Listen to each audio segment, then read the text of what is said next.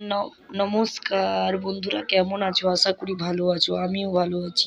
আজ তোমাদেরকে সঙ্গে শেয়ার করতে চলে এসেছি। কয়েকদিন ধরে লাইভে বলছিলাম যে আমার শরীরটা ভীষণ অসুস্থ। তা কিসের জন্য অসুস্থ তাই তোমাদের সঙ্গে শেয়ার করতে চলে এসেছি। তোমরা আশা করি ভালো আছো। কেউ স্কিপ করো না ভিডিওটা, প্লিজ দেখতে থাকো। আমার শরীরটাও ভালো নেই, তার মধ্যেও তোমাদেরকে ভিডিও দেওয়ার চেষ্টা করছি। এখনও ভালো হয়নি, ঠিক করে ক্লিয়ার হয়নি শরীর। মানে ঠিক করে আমি সুস্থ হলে তারপর হয়তো তোমাদেরকে ভালো মতন ব্লগ দেব বা ভালো মতন লাইভ দেব। লাইভ ভিডিও আমি বেশিক্ষণ আগের মতন থাকতে পারি না গাইস, তাই চেষ্টা করি তোমাদের সঙ্গে সবটা শেয়ার করার জন্য। আমার শরীরটা ভালো ছিল না, হালকা হালকা মাথা যন্ত্রণা ব্যথার মতন করছিল। হঠাৎ মাত্রই আমি মাথা ঘুরে পড়ে যাই। পড়ে যাওয়ার পর যা কন্ডিশন হয় তোমরা দেখতে থাকো। হঠাৎ পড়ে যাওয়ার পর হালকা করে পড়ে গেছিলাম গাইস।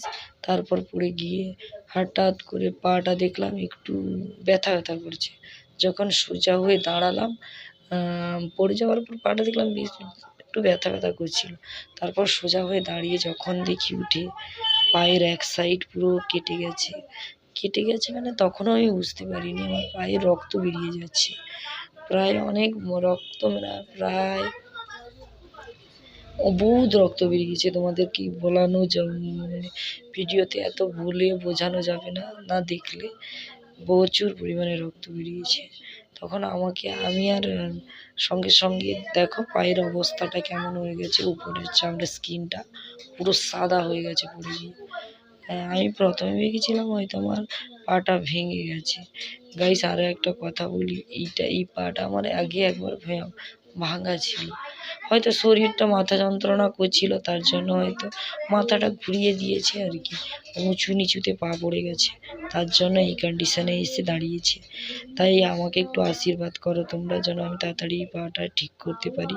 ভীষণ জ্বালা করছে। বাবাকে বলছি, বাবা তো তখন হাতের পাশে কিছু না থাকার জন্য তখন বাবার লতা পাতা, যে রাবণ লতা বলে, আমরা লতা পাতা বলি, যে যেই ভাষায় কথা বলতে পারো, আমি সবটাই বলার চেষ্টা করছি। সেই লতা পাতাকে ভালো করে থেতো করে তারপর এটাকে গরম করে ফুটিয়ে আমাকে লাগানো হয়েছে। অবশ্যই তোমরা হয়তো বলবে, দিদিভাই তোমার পায়ের এরকম কন্ডিশন, তুমি ডাক্তারের কাছে যাওনি কেন? অবশ্যই গেছিলাম, মানে সঙ্গে যেটা ট্রিটমেন্টটা দরকার সেই ট্রিটমেন্টটা আমার বাড়ির সবাই করার চেষ্টা করেছে।